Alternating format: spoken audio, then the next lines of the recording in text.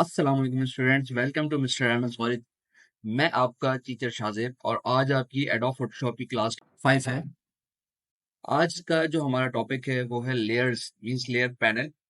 Mostly ये students को मुश्किल लगता है, but as I told you, layer is very much important to create anything in Photoshop. ठीक है, तो आइए स्टार्ट करते हैं लेयर पैनल। ठीक है, सबसे पहले आपके पास मैंने यहाँ पर एक इमेज ओपन की हुई है जो unsplash.com से फ्री कॉपीराइट इमेजेस मैंने ओपन की है। ठीक है, अच्छा सबसे पहले देखिए आपके पास यहाँ पर एक लेयर आ रही होगी। ठीक है, ये आपके पास बाय डिफॉल्ट लेयर जो भी आप इमेज खोलेंगे लॉक होती है। ठीक है, इसको अनलॉक करने के लिए आप इस पर डबल क्लिक करेंगे। डबल क्लिक करने के बाद जो भी आपने नाम देना चाहें तो आप लेयर 0 रहने दें या बीजी या जो भी बैकग्राउंड आपने नाम रखना है आप यहाँ पे नाम रखें। ठीक है, देन प्रेस ओके। ओके जैसे ही प्रेस करेंगे यहाँ पर आपके पास ये जो आपकी लेयर है ये अब अनलॉक है।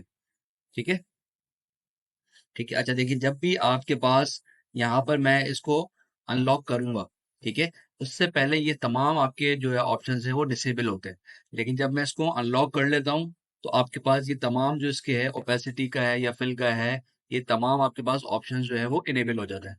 अगर मैं इसकी जगह यहाँ पर एक और लेयर ऐड कराता हूँ, यहाँ से न्यू लेयर में या कंट्रोल शिफ्ट एन प्रेस करके, ठीक है, तो यहाँ पर आपके हमने एक लेयर ले ली।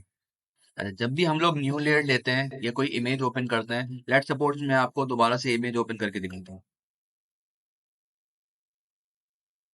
देखें यहाँ पर मैंने ये इमेज ओपन की है। फिलहाल आपके पास यहाँ पे जो आपकी मेन लेयर है ये लॉक है। ठीक है, अब यहाँ से मैं एक और लेयर ऐड करता हूँ। एक और लेयर ऐड करने के बाद इसके ऊपर मैंने कोई भी ब्रश का स्ट्रोक अप्लाई करना है। लाइक मैं ब्लू ले लेता हूँ,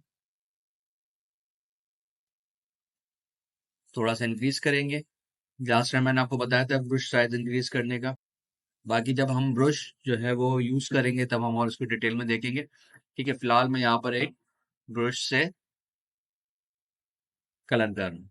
ठीक है, अब देखिए यहाँ पर आपके पास ये जो लेयर है वो आपकी एडिटेबल है, यानी कि आप इसको मूव कर सकते हैं, लेकिन आपका जो बैकग्राउंड लेयर है वो आप मूव नहीं कर सकते।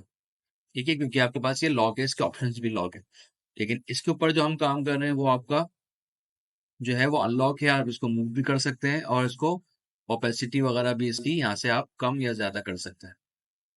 ओके, ओपेसिटी क्या है, यानी कि आपके पास अगर किसी भी लेयर को आपने ओपेसिटी यानी उसकी ट्रांसपेरेंसी कम करनी है तो आपके पास ट्रांसपेरेंसी यहाँ पर इससे आप जो है वो ओपेसिटी से कम कर सकते हैं। ठीक है, अच्छा उसके बाद यहाँ पे बैकग्राउंड लेयर पर अगर मैं इसकी भी ओपेसिटी डाउन करना चाह रहा हूँ तो उस पर आप डबल क्लिक करेंगे। ठीक है, एज आई टोल्ड यू कि आप इसको अनलॉक करते हैं, जो भी आप नाम देना चाहें आप नाम दे सकते हैं। ओके करेंगे, ओके करने के बाद अब ये आपकी लेयर जो है वो एडिटेबल है। आप इसको अगर ऊपर की तरफ लेके आना चाहेंगे यानी कि इस ब्लू एरिया से ऊपर लेकर आना चाह रहे हैं, ठीक है, फॉर एग्जाम्पल यहाँ पर मैं इसको कंप्लीट जो है वो कलर कर देता हूँ। ठीक है, यहाँ पर मैंने ऑल्ट बैक स्पेस से इस पूरी लेयर को अपने जो है वो कलर कर दिया। सही है, और यहाँ पे इसकी ओपेसिटी अभी मैं इसको फुल कर रहा हूँ। अब मैं चाह रहा हूँ कि ये लेयर आपकी पहले नजर आए और ये लेयर आपकी बाद में नजर आए। तो आप इस लेयर को सिलेक्ट करेंगे, ऊपर की तरफ लेकर आएंगे। देन आपने यहाँ पर इस लेयर की, जिस लेयर पे आप सिलेक्ट करेंगे उसकी प्रॉपर्टी दिखाएगा, उसकी ओपेसिटी थोड़ी सी आपने डाउन कर दी। ठीक है, या थोड़ी सी आपने हाई कर दी।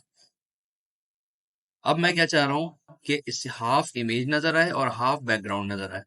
ठीक है, यहाँ पे आप लोगों ने क्या करना है, या अभी फिलहाल इसकी ओपेसिटी में फुल कर रहा हूँ। आप क्या करेंगे, यहाँ से मैंने रेक्टेंगुलर मर्की टूल लिया और रेक्टेंगुलर मर्की टूल लेके इतना एरिया आपका ये मैंने सेलेक्ट किया, और जैसे ही आप डिलीट का बटन प्रेस करेंगे जो लेयर आपने सेलेक्ट की होगी वो आपकी हाफ जो है वो वहां से डिलीट हो जाएगी। Got it? अच्छा मैं इसको वापस कंट्रोल जी करके लेकर आता हूँ। देन आपने ये वाली लेयर अगर डिलीट करनी है, डिलीट करने के लिए या तो आप इस पे क्लिक करके डिलीट का बटन प्रेस कर दें, अदरवाइज यहाँ पर भी आपके पास ऑप्शन आ रहा है डिलीट का, इस पे आप क्लिक करेंगे, ओके करेंगे तो आपकी ये लेयर यहाँ से डिलीट हो जाएगी। लेट सपोज हम लोग यहाँ पर एक और इमेज इंसर्ट करते हैं, जैसे कि मैं ये इमेज ले लेता हूँ। ठीक है, यहाँ पे मैंने एक इमेज ओपन की। इमेज ओपन करने के बाद मैं इसको अपने इस इमेज के ऊपर मूव करना चाह रहा हूँ, तो यहाँ से आप मूव टूल लेंगे। मूव टूल लेने के बाद इसको ये माउस से ड्रैग करेंगे, इस इमेज को लाके यहाँ पर ड्रॉप कर देंगे। तो देखिए यहाँ पे एक और लेयर इसने यहाँ पर आपकी क्रिएट कर दी। सही है, इसको थोड़ा सा स्मॉल कर लेते हैं हम लोग।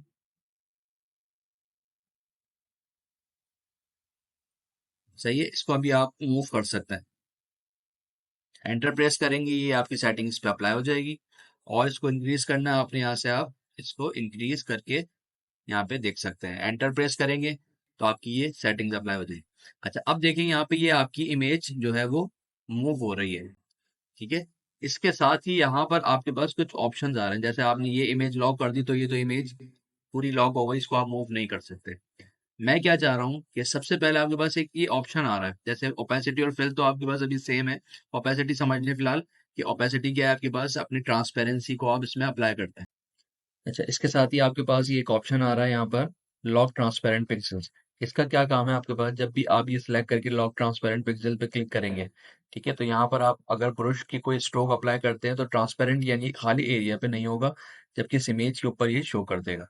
इसी के साथ ही आपके पास एक और ऑप्शन आ रहा है, लॉक पिक्सल एरिया यानी लॉक पिक्सल लेयर।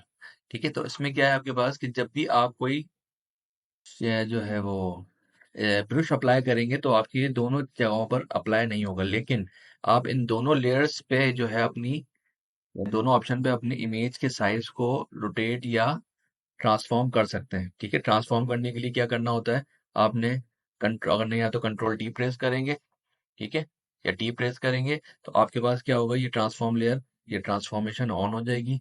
आप इसको यहाँ से रिसाइज करें, हमेशा याद रखिएगा शिफ्ट की के साथ प्रेस करना है आपने।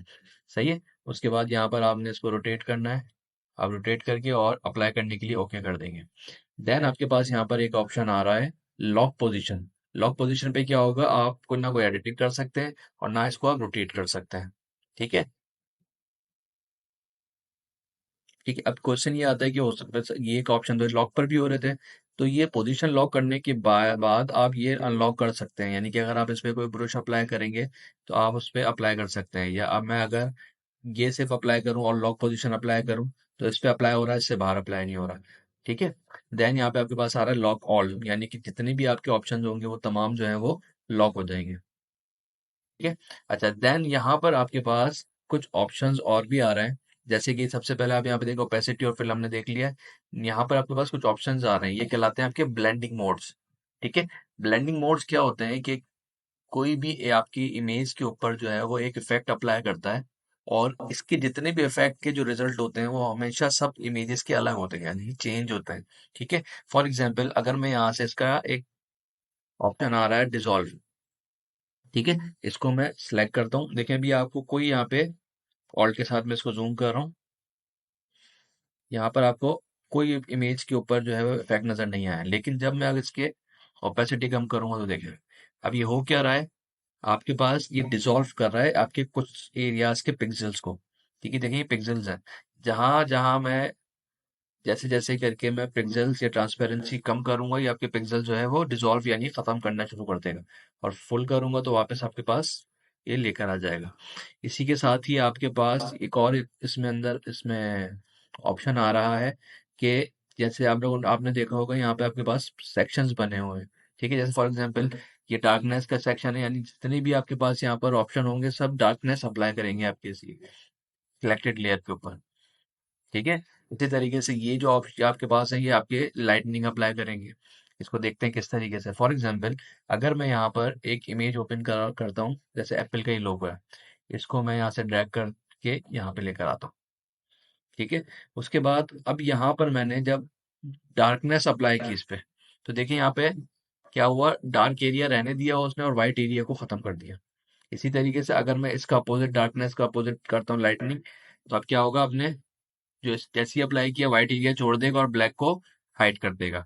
सही है, मल्टीप्लाई का ऑप्शन ऑप्शन आ रहा है आपके पास। ठीक है, मल्टीप्लाई का जो अपोजिट होता है स्क्रीन। ठीक है, ये भी आपके पास क्या करेगा, इसके अपोजिट कहाँ पे वर्क करेगा। फॉर एग्जाम्पल यहाँ पर आपके पास इमेज में एडजस्टमेंट में एक ऑप्शन आ रहा है इन्वर्ट।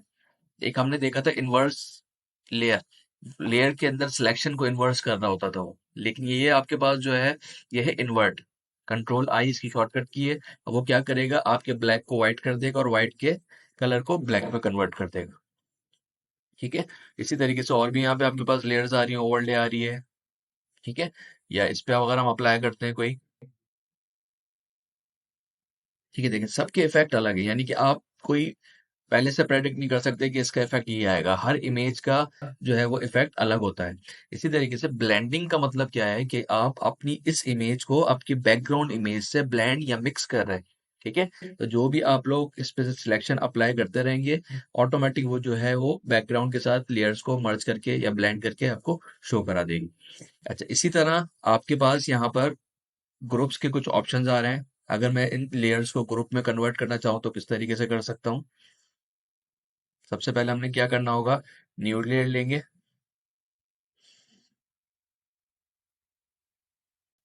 अच्छा, जैसे मैंने यहाँ पर कुछ शेप्स ड्रॉ करनी है। ठीक है, मैंने यहाँ पे कुछ शेप ड्रॉ की।